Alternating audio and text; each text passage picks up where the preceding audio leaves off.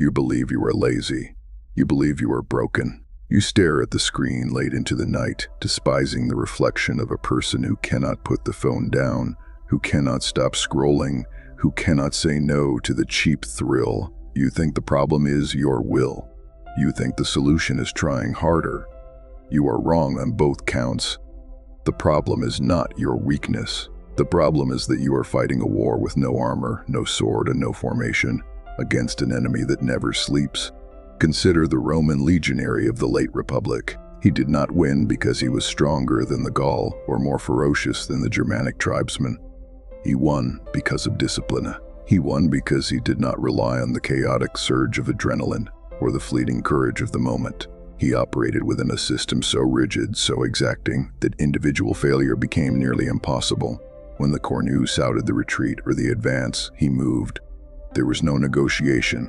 There was no debate with the self. There was only the execution of the order. This man, covered in the dust of foreign lands, possessed a mind unbreachable by the seductions of the world, not because he was born different, but because he belonged to a system that demanded it.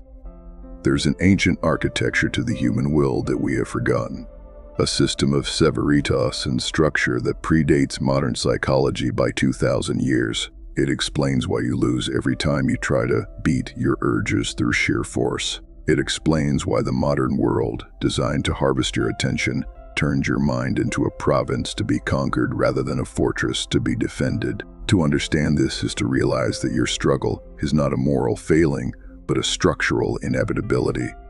This transformation requires a cost. It demands that you stop trusting your feelings and start trusting the formation.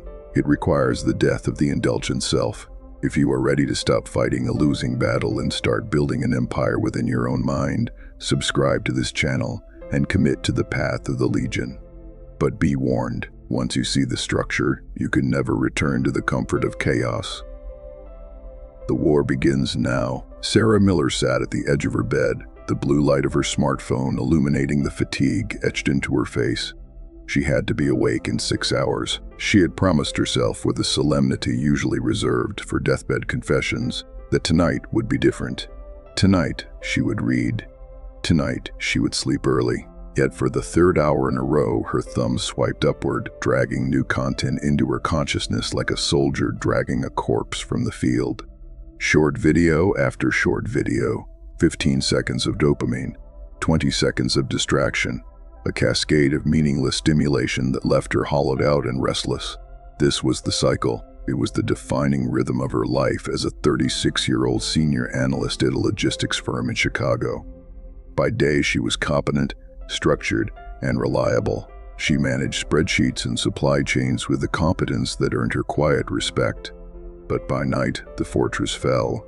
The gates were thrown open and the invaders rushed in. She felt a profound sense of betrayal by her own biology. She had tried everything the modern world offered. She had bought thick journals with leather covers, convinced that the act of writing "wake up at 5:30 a.m. would manifest the discipline to do so. She had downloaded apps that locked her out of social media, only to find the overwrite code within minutes. Her addiction was smarter than the software designed to stop it. She listened to podcasts on productivity while she procrastinated. She bought vitamins that promised mental clarity. None of it worked. The hope would rise on Monday morning, a bright banner of resolve. By Wednesday, the negotiation would begin. She would tell herself she deserved a break, that her brain was tired, that 1 hour of scrolling was a valid reward for a day of labor. By Friday, the collapse was total. She would spend the weekend in a fog of cheap entertainment, takeout food, and self-loathing, emerging on Monday to restart the cycle with a fresh vow of change. She treated her willpower like a battery that needed recharging, unaware that she was trying to power a city with a AA cell. Sarah looked around her apartment. It was clean, orderly, sterile. It looked like the home of someone who had their life together. But the chaos was internal. It lived in the space between her intention and her action. She believed she lacked character. She believed she was simply weaker than the high achievers she saw on LinkedIn. She prayed for discipline the way a pagan prays for rain, hoping the gods of productivity would someday smile upon her. But the gods were silent. The screen stayed bright. The thumb kept moving. She did not know that her failure was not a lack of effort, but a fundamental misunderstanding of the battlefield. The pattern was precise. It was almost military in its predictability. Every evening, a subtle shift occurred in the atmosphere of Sarah's mind. The duties of the day receded, the emails were answered, the dishes were washed. The silence of the apartment, once a welcome reprieve, transformed into a vacuum. Nature abhors a vacuum, and so does the dopamine-starved brain. The signal was subtle, a slight tension in the chest, a phantom vibration in the pocket, a thought that whispered of relaxation, of checking out, of zoning in on something, anything, to drown out the quiet. Sarah would resist. She would sit on her beige sofa and stare at the television or pick up a book she had been meaning to finish for months. But the resistance was fragile. It was a single line of infantry holding a pass against an infinite horde. The urge to check her phone was not a single attacker. It was a siege engine. It battered her walls with promises of novelty. Just check the news, the thought would come. Just see if your sister texted. Just look at that one store you like. It was never just one thing. The moment she unlocked the screen, the fortress fell. The algorithm, a mathematical centurion trained by the finest minds of Silicon Valley, knew her better than she knew herself. It fed her exactly what kept her eyes locked. It bypassed her rational mind and struck directly at the primitive brain, the lizard that lived in her skull, screaming for sugar and safety and sex and status. Sarah was not a woman relaxing after work. She was a laboratory rat pressing a lever, convinced that the next press would finally bring satisfaction. It never did. The dopamine hit fired and faded in milliseconds, leaving a deeper void than before. She tried to fight this with logic. She read articles about neuroplasticity. She told herself that she was rewiring her brain. She treated her addiction like a software glitch that could be patched with better code. But the problem was not software. It was hardware. It was structured. She was trying to defeat an enemy that operated at the speed of light, using the slow, cumbersome tools of conscious thought. By the time she decided to put the phone down, the habit loop had already completed itself dozens of times. The revelation was hovering just out of sight. She blamed herself. She blamed her job. She blamed the stress of the modern economy. She blamed her genetics. But the truth was simpler and more terrifying. She was fighting a structural war with emotional weapons. She was bringing tears to a sword fight. She did not realize that the Roman concept she vaguely remembered from history class, the terrifying efficiency of the legion, was not a product of superior genetics or superhuman will. It was a product of a system that removed the option of failure. The ancient world had solved her problem 2 millennia ago. She just hadn't learned the language yet. The ancient system was known to the Latins as disciplina. It was not merely the act of behaving well. It was a comprehensive military and philosophical framework that transformed soft men into iron. To the Roman mind, virtue was not a feeling. Virtues was a muscle, forged in the fires of routine and rigid expectation. The legion did not rely on the soldier deciding to be brave in the heat of battle. That is the mistake of the amateur. The legion relied on the hours of drill, the endless repetition of formation, the muscle memory of the shield wall, so that when the barbarian horde charged, the soldier did not think. He did not negotiate. He did not check his feelings. He simply held the line.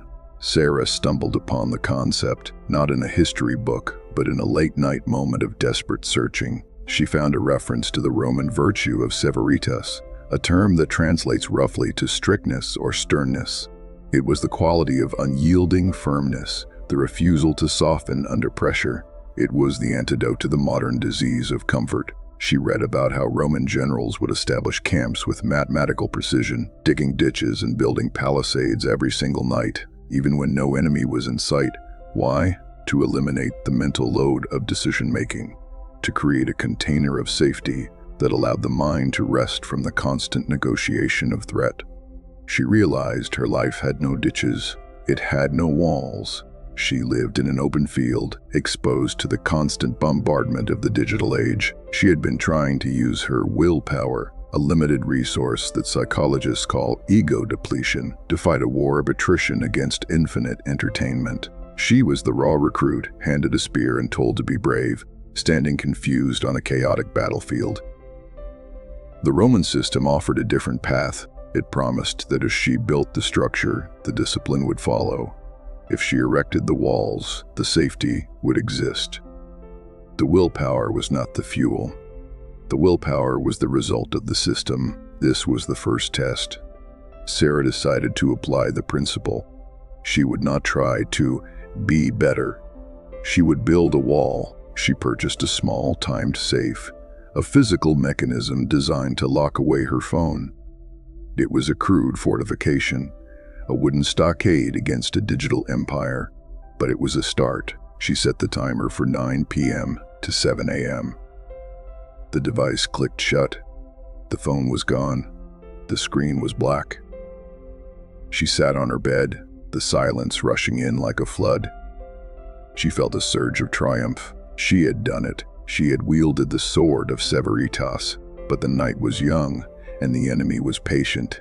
The first week was a massacre. The physical lock on the phone was a wall, yes, but Sarah had not accounted for the enemy within. The legionary who builds a wall but spends the night pacing inside it, terrified and restless, is not a disciplined soldier. He is a caged animal. Sarah sat in her living room, the safe sitting on the counter like a stone idol, and she felt the withdrawal. It was not physical shaking, but a profound existential boredom, a restlessness that clawed at the inside of her skin. Her brain, deprived of its constant stream of cheap dopamine, began to scream. She had eliminated the easy access to the drug, but she had not replaced the ritual. She stared at the television but didn't turn it on. She looked at her bookshelf but felt no desire to read. She paced. She checked the time. She checked it again. The ancient Romans had a principle for this, consuetudo, or habit. They understood that a habit is not just an action but a groove worn into the mind. You cannot simply erase a groove. You must wear a new one. Sarah had blocked the old path, but she had not built a new road. The negotiation began on the third night. She had a reason to open the safe. Her sister had been feeling ill earlier that day. "What if she needs me?" Sarah whispered to the empty room. The logic was sound. It was reasonable. It was the voice of duty. But beneath the voice of duty was the whisper of the addict. The mind was searching for a loophole, a crack in the wall of Severitas through which it could slip.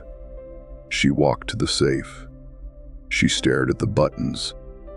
The override code was in the drawer. She knew it. The safe knew it. She remembered the Roman concept of the decimation, a brutal punishment where 1 in 10 soldiers was executed by his own comrades for cowardice or mutiny.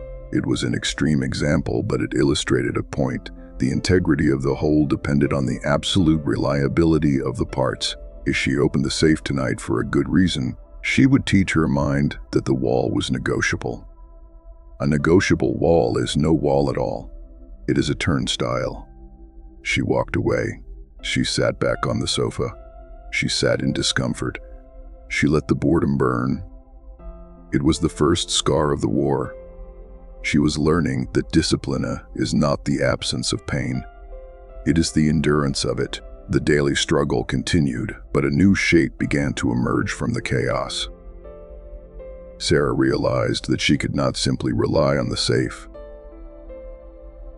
The safe was an external wall. She needed an internal formation. She needed to introduce the second principle of the ancient system, structured time. The Romans did not live by the vague intentions of later or when I feel like it.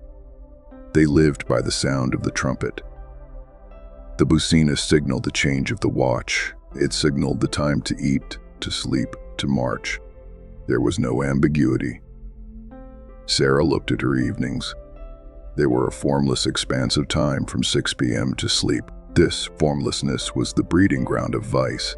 She needed to impose a grid upon her life. She created a written schedule, not on a sticky note, but in a leather-bound journal that demanded ink. 7 p.m. to 8 p.m., physical training. 8 p.m. to 9 p.m., reading. 9 p.m., phone into the safe. She treated these blocks of time not as suggestions, but as watches. She was the sentinel of her own life. She was on guard duty. The adaptation phase was brutal. The first few nights of this new regimen felt like a straitjacket. Her mind rebelled. "This is boring," it shouted. "This is pointless." She felt a phantom buzzing in her pocket even when the phone was locked away. This was the hidden loophole. Even without the phone, her brain was craving variety. It was craving the right to choose. The enemy was not just the phone. The enemy was the preference for comfort over structure. She found herself wanting to switch the order. I'll read first, then exercise, she thought. I'll feel more like exercising later. This was the subtle poison. The Roman legionary did not decide the order of the march. The centurion did. Sarah had to become her own centurion. She realized that variety in the early stages of building disciplina is a trap. The mind that is allowed to choose its activity will always choose the path of least resistance. To kill the negotiation, she had to kill the choice. She locked the sequence. She would do the same thing, in the same order, for the same duration, every single night. She eliminated the variables. She laid out her gym clothes in the morning. She placed the book on the chair. She created a track for the chariot of her mind to run on. And slowly, agonizingly slowly, the rebellion began to quiet. The mind, faced with a wall of iron routine, stopped banging against the bars. It began to settle. It began to march. The automaticity was being born, forged in the fires of her refusal to negotiate, just as the rhythm began to solidify. As the new grooves began to wear into the bedrock of her psyche, the world struck back. The universe has a way of testing the integrity of a vow. It was a Thursday. Sarah had worked a 10-hour shift, dealing with a crisis in the shipping manifest that had left her mentally drained. Her boss had been critical. The traffic home had been a nightmare. She walked into her apartment at 7:30 p.m., late, exhausted, and starving. The schedule was already broken. The watch had changed. The old Sarah would have declared the day a loss. She would have collapsed onto the sofa, ordered food, and scrapped the routine. "I'll start fresh tomorrow," she would have said. This is the lie of the all-or-nothing mind. It is the greatest ally of instant dopamine. It waits for a crack in the armor and pours acid into the wound. She stood in the doorway, the weight of the day pressing down on her shoulders. The safe was there. The gym clothes were there. But the energy was gone. She looked at the schedule. She had missed the first hour. The perfect streak was ruined. The enemy whispered that the formation was broken, so why bother holding the line? But then she remembered a lesson from the history of the Republic. The Romans did not win because they never lost a battle. They won because they did not break. A legion caught in ambush did not scatter. It formed the orbis, the defensive circle, and held its ground until relief arrived. Sarah closed the door. She did not have the energy for the full workout. She did not have the focus for the full hour of reading. But she had the code. She changed into her workout clothes. She did a diminished routine, a token gesture of resistance. She did not achieve the perfect day. She achieved the continuity of identity. She kept the formation alive, even if it was a skeleton crew. She put the phone in the safe. She sat with her book, reading the same paragraph 3 times, her mind drifting, but she did not retreat. She learned that continuity is the father of discipline. Perfection is the ghost that haunts the weak. She fell asleep tired but intact. The fortress held. The lie of the perfect condition is the most insidious weapon in the arsenal of instant gratification. We tell ourselves we will study when the house is quiet. We will diet when the stress is low. We will build our empire when the stars align. This is the language of the slave. The Romans did not wait for the weather to be fair to build the road. He built the road through the swamp, over the mountain, across the river. The road was the objective, not the comfort of the builder. Sarah encountered the pre-solution system in the midst of a chaotic month. Early 2026 brought a wave of civic duty and social obligation. A family wedding. A deadline at work. A mild flu that swept through the office. Her beautiful, rigid schedule was being assaulted from all sides. The watches were disrupted. The trumpets were sounding at odd hours. The old anxiety returned. She felt the urge to let the whole structure collapse, to retreat into the safety of the scroll, to numb the overwhelm with the blue light. She realized that her system was still too fragile. It relied too heavily on the environment being cooperative. She needed a pre-solution. a strategy for the chaos. The Romans had a protocol for the unexpected attack. They called it de prima linea, the first line. They knew that when the barbarians charged from the tree line, there was no time to convene a committee. There was only the instant reaction. The pilum was thrown. The gladius was drawn. The shield was raised. Sarah created a minimum viable vow. It was a contingency protocol for the days when the fortress was under siege. If the full workout was impossible, the vow was 10 push-ups. If the hour of reading was impossible, the vow was 1 page. If the phone safe was impossible because she needed the device for work, the vow was grayscale mode and app limits. She pre-decided her reaction to the chaos. She wrote it down. When I'm exhausted, I will do X. She removed the decision-making process from the moment of weakness. She practiced the pre-solution. She simulated the fatigue. She simulated the stress.